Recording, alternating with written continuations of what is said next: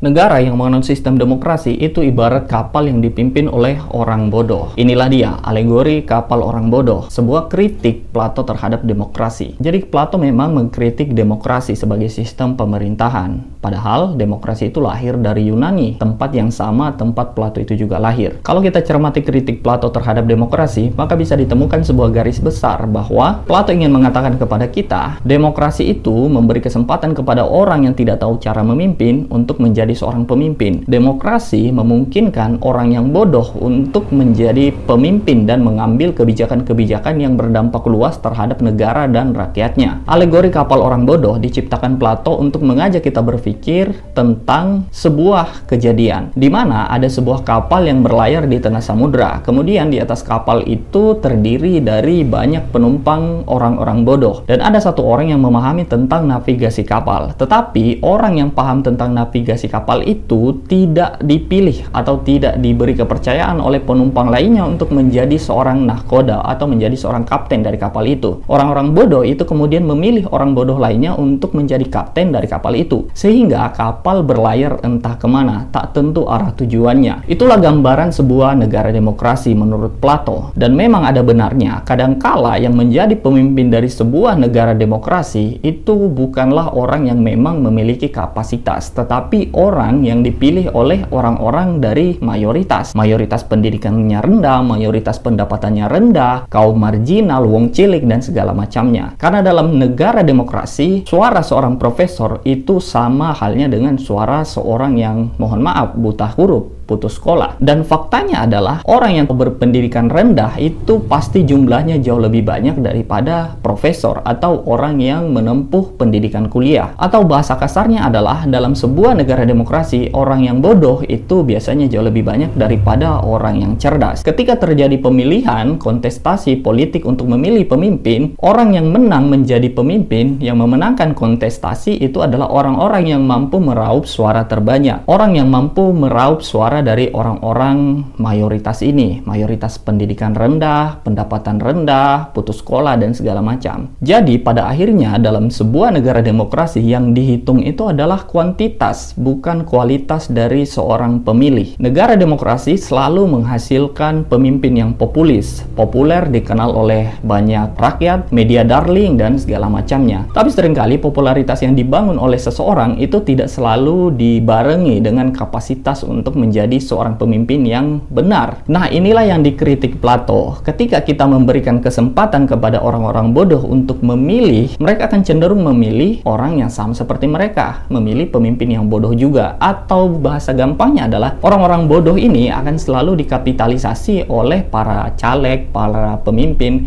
untuk meraup sebanyak mungkin suara agar dia bisa memenangkan pemilu. Jadi, jika seseorang ingin memenangkan pemilihan dalam demokrasi, biasanya yang akan menjadi target adalah orang-orang yang memang kalangan bawah, tidak berpendidikan dan segala macamnya, karena mereka lebih mudah untuk diyakinkan, mereka lebih mudah untuk dibujuk untuk memilih figur tertentu. Seringkali dalam sebuah pemilihan, caleg yang punya kapasitas untuk menjadi seorang anggota legislatif itu akan selalu kalah dengan caleg yang membawa 100.000, 200.000 sebagai sogokan agar orang itu mau mencoblos dirinya. Nah, menurut Plato inilah kelemahan dari sistem demokrasi. Makanya Plato itu mengajukan sebuah sistem yang menurutnya paling ideal untuk membangun sebuah negara, yaitu sistem pemerintahan aristokrasi. Aristokrasi adalah sistem pemerintahan yang dikuasai oleh segelintir orang atau kelompok kecil, tetapi kelompok kecil ini punya kapabilitas untuk memimpin. Mereka punya pendidikan, mereka punya kapasitas, mereka punya kebijaksanaan, dan segala macamnya. Atau simpelnya adalah negara ini kemudian dipimpin oleh seorang filsuf, seorang cendekiawan, atau orang-orang yang berpendidikan dan punya kebijaksanaan. Namun, membayangkan sistem ideal ala Plato ini memang agak-agak utopis, sulit untuk diwujudkan. Sistem demokrasi itu akan menjadi sangat mujarab untuk membangun sebuah peradaban jika sebagian besar rakyatnya memang sudah terdidik, sudah cerdas, dan segala macam. Tidak goyah pilihannya kalau disodori sembako, disodori uang, dan segala macam. Tetapi selama sebuah negara itu dihuni oleh orang-orang yang lebih memilih 200.000